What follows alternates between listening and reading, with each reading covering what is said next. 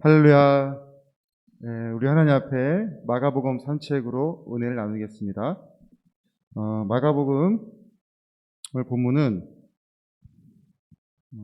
12장 1절에서 12절 말씀입니다. 마가복음 1장 1절에서 12장 1절에서 12절 말씀을 제가 받들어 읽겠습니다.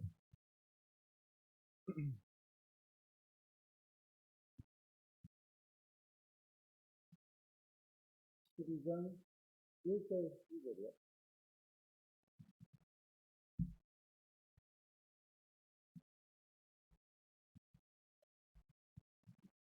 12절이요. 예수께서 비유로 저희에게 말씀하시되 한 사람이 포도원을 만들고 산울로 두르고 집자는 구유자리를 파고 망대를 짓고 농부들에게 새로 주고 타국에 갔더니 때가 이름에 농부들에게 포도원 소출 얼마를 받으려고 한 종을 보내니 저희가 종을 잡아 심히 때리고 거저 보내었거늘 다시 다른 종을 보내니 그의 머리에 상처를 내고 능욕하였거늘 또 다른 종을 보내니 저희가 그를 죽이고 또 그 외 많은 종들도 혹은 때리고 혹은 죽인지라. 오히려 한 사람이 있으니 곧 그의 사랑하는 아들이라 최후로 이를 보내며 가로되 내 아들은 공경하리라 하였더니 저 농부들이 서로 말하되 이는 상속자니 자 죽이자. 그러면 그 유업이 우리 것이 되리라 하고 이에 잡아 죽여 포도원 밖에 내어 던졌느니라. 포도원 주인이 어떻게 하겠느냐. 와서 그 농부들을 진멸하고 포도원을 다른 사람들에게 주리라. 너희가 성경의 건축자들의 버린 돌이 모퉁이의 머릿돌이 되었나니 이것은 주로 말미암아 된 것이 아니요 우리 눈에 기이하도다 함을 읽어보지도 못하였느냐 하시니라. 저희가 예수의 이 비유는 자기들을 가리켜 말씀하심인 줄 알고 잡고자 하되 무리를 두려워하여 예수를 버려두고 가니라. 아멘. 오늘 비유 말씀에 4명의 인물이 등장을 합니다.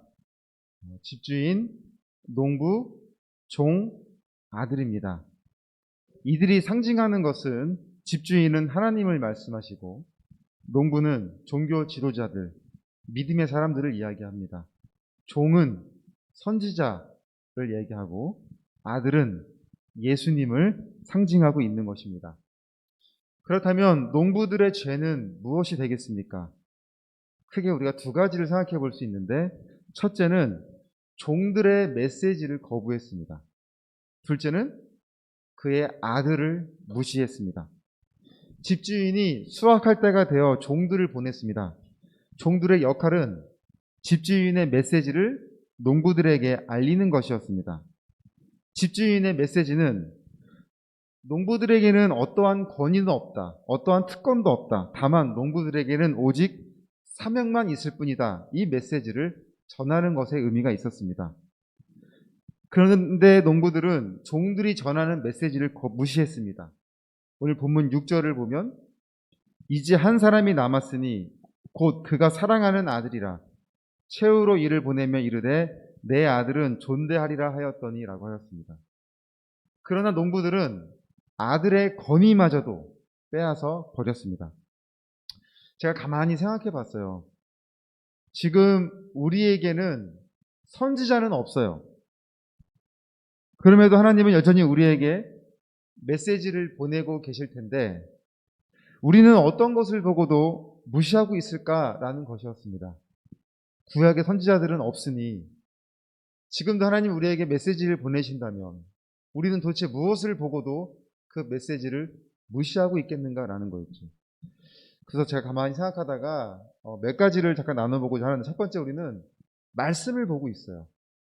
더 정확히 말하면 말씀 속에 증거 되시는 예수님을 보고 있습니다. 우리가 나누고 있는 이 마가복음을 통해서도 하나님의 사랑하시는 아들에 대하여 증거하고 있는데요. 먼저 세례를 받으시고 물 위로 올라오셨을 때예요. 마가복음 1장 11절에 말씀하시기를 하늘로부터 소리가 나기를 너는 내 사랑하는 아들이라 내가 너를 기뻐하노라 라고 하였습니다. 또 변화산에서 변형되어셨을 때 9장 7절에서 말씀하시길 마침 구름이 와서 그들을 덮으며 구름 속에서 소리가 나되 이는 내 사랑하는 아들이니 너희는 그의 말을 들으라 하는지라 라고 하셨습니다. 이 모든 말씀은 예수님을 하나님의 아들이심을 선포하고 있어요. 예수님이 구원자, 메시아이심을 말씀하고 있습니다. 너희는 그의 말을 들으라고 하십니다. 너희는 그를 믿으라고 하고 계십니다.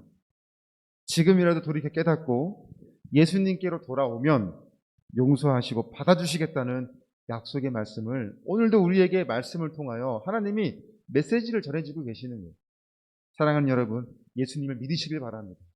말로만 믿는 것이 아니라, 머리로만 믿는 것이 아니라 정말로 우리 마음속에 성령님의 주관하시는 가운데 변화되는 믿음이 예수님을 믿는 저와 여러분의 믿음이 되시길 바랍니다. 두 번째는 우리는 지금 환경을 보고 있어요. 하나님은 우리의 걸음을 인도하시는 가운데 하나님은 계속해서 메시지를 우리에게 주시고 계십니다. 욥기서 42장 말씀을 제가 같이 볼게요. 욥기서 42장 2절 말씀에 이렇게 말씀하십니다. 주께서는 못하실 일이 없사오며 무슨 계획이든지 못 이루실 것이 없는 줄 아오니. 시편 33편 11절에 여호와의 계획은 영원히 서고 그의 생각은 대대에 이르리로다. 이사야서 55장 9절에 하늘이 땅보다 높음 같이 내 길은 너희 길보다 높으며 내 생각은 너희 생각보다 높으니라.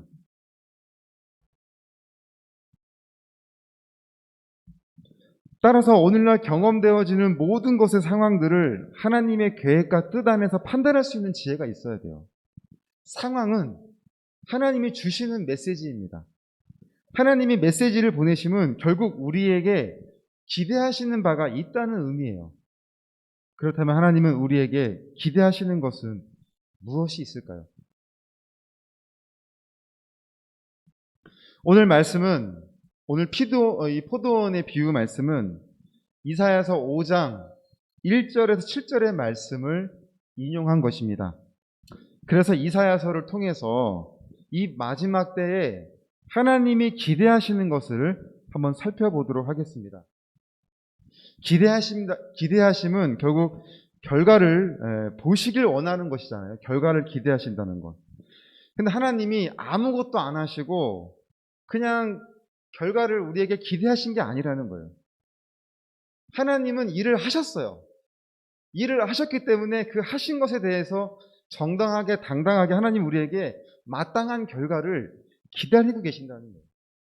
그렇다면 하나님이 하신 일이 우리에게 무엇인지 한번 말씀을 살펴보겠습니다. 첫 번째로 좋은 환경을 만들어 주셨어요. 이사야서 5장 1절의 말씀을 보면 이렇게 말씀하고 있습니다. 내가 나의 사랑하는 자를 위하여 노래하되 나의 사랑하는 자의 포도원을 노래하리라. 나의 사랑하는 자에게 포도원이 있으며 심히 기름진 산에로다 라고 했어요.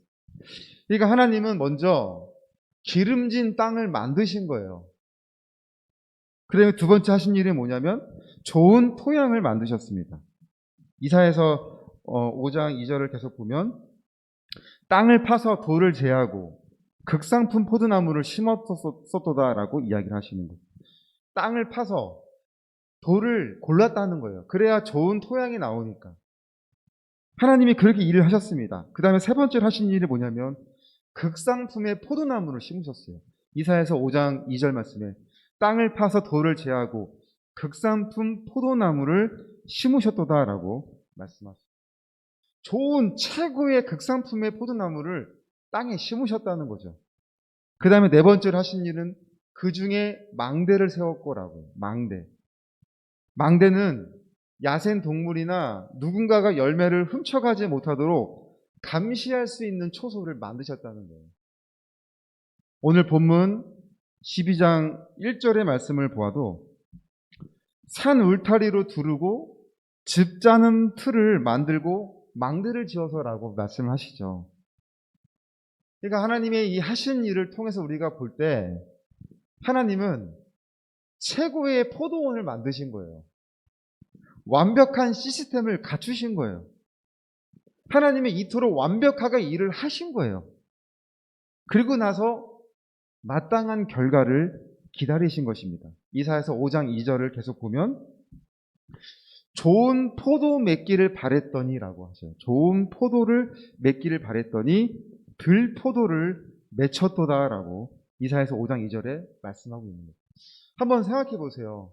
농사를 우리가 지을 때 최고의 상품을 위해서 엄청난 노력을 했는데 결과가 기대하지 않는 아주 엉터리 같은 결과를 맺게 될 때 그 상처, 상실감은 얼마나 클지 농사를 짓지 않아도 상상해 본데 느낄 수 있는 거 아니겠습니까? 하나님이 이토록 완벽한 포도원을 만드셨는데 극상품의 포도가 아니라 들에 나는 포도를 만드셨다는 그것을 경험하실 때 하나님이 얼마나 큰 실망감을 가지셨을지를 돌아보게 돼요. 그래서 하나님이 질문하세요. 이사야서 5장 4절 계속 보면 내가 내 포도원을 위하여 행한 것 외에 무엇을 더할 것이 있었으랴 라고 이야기해요. 내가 좋은 포도 맺기를 기다렸거늘 들포도를 맺힘은 어찌민고라고 하나님이 말씀하셨습니다. 내가 더 무엇을 해야 되겠냐라는 거예요. 내가 정말 내 결과를 위해서 최선을 다해서 최고로 만들었는데 들포도를 맺혔다면 내가 도대체 무엇을 더 해야 되겠니? 하나님이 그렇게 물어보고 계시는 거예요. 오늘 예수님도 질문하고 계십니다. 어떻게 하면 좋겠는가? 오늘 마가복음 12장 12절 본문을 한번 보겠습니다. 12장 12절에 말씀합니다. 그들이 예수의 이 비유가 자기들을 가리켜 말씀하심인 줄 알고 라고 이야기하잖아요. 근데 이 사건을 마태복음에서는 조금 더 설명하고 있는데 예수님이 이거 어떻게 해야 되겠냐? 하나님의 질문을 똑같이 하시거든요. 이런 상황에서 도대체 내가 무엇을 더 해야 되겠냐? 마태복음 21장 40절, 41절에서는 이렇게 말씀하고 계십니다.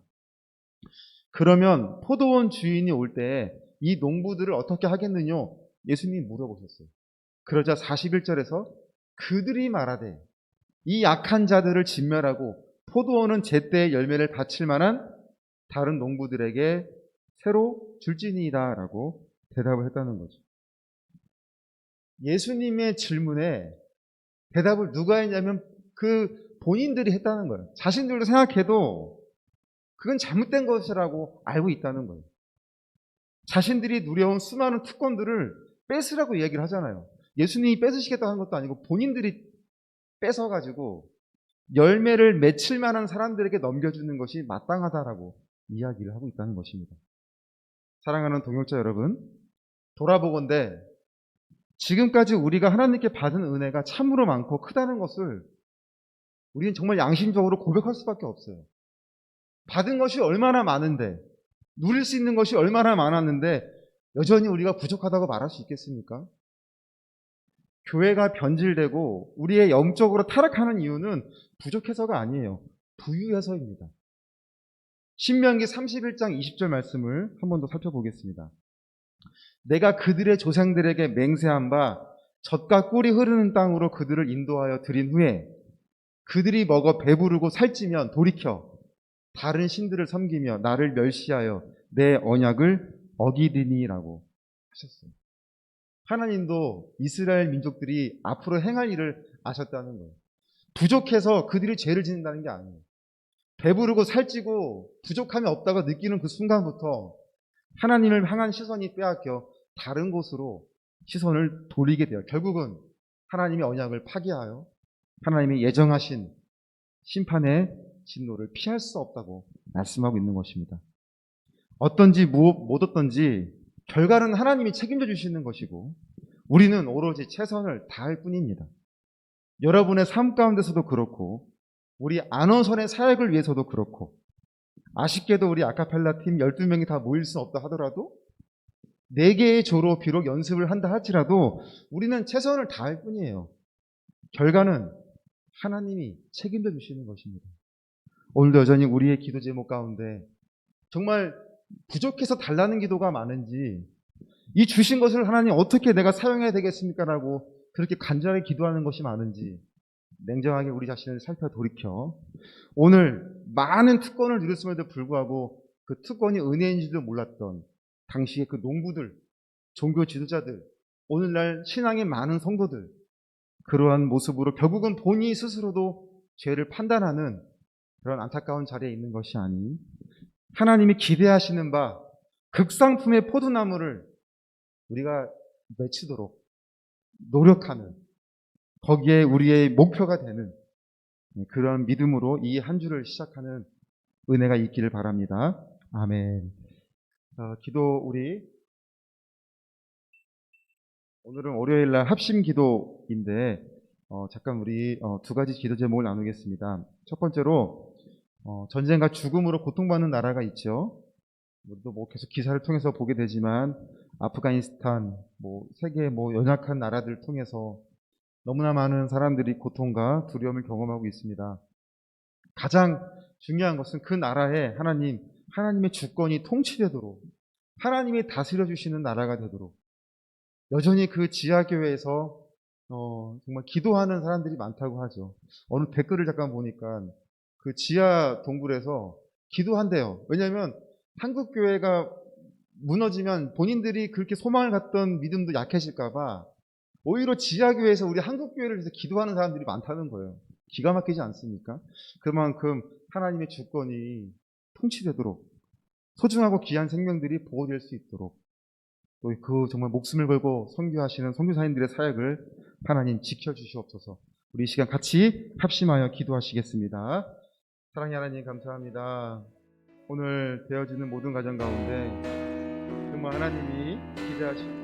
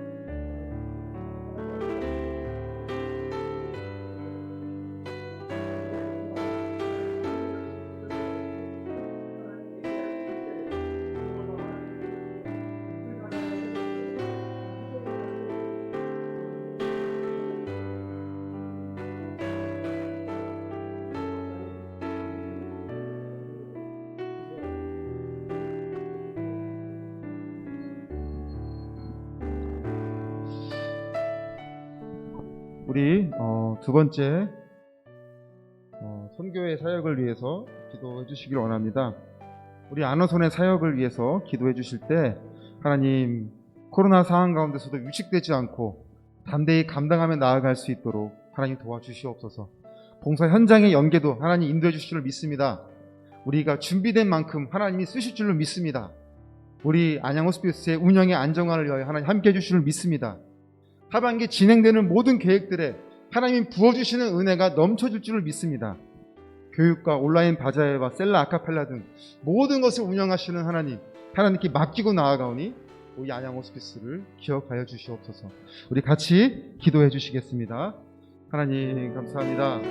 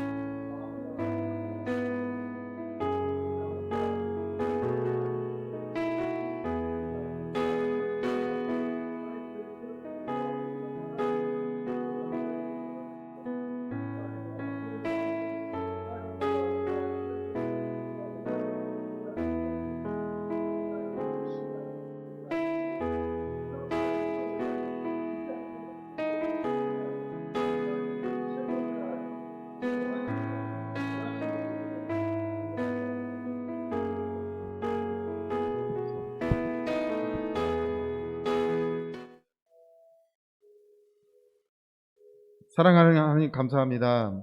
한 주일의 시작을 마가복음 산책으로 시작했습니다. 각자 섬기시는 교회에서 주신 은혜대로 이 한 주를 시작하셨을 텐데 이제 그 믿음의 결실과 결단이 한 주를 마감하는 순간까지 하나님 분명히 실행되게 하여 주시고 하나님께 영광 올려드리는 우리 삶의 기도 제목들이 많은 이 한 주가 되게 하여 주시옵소서. 주신 대로 그것에 감사하며 어떻게 하면 이것을 하나님을 위해서 더 우리가 헌신할 수 있을까? 그런 사명자의 모습으로 이 한 주를 시작하게 하여 주시옵소서. 예수님의 이름으로 기도드립니다. 아멘. 네, 하나님께 감사 영광의 박수로 예배를 마치겠습니다.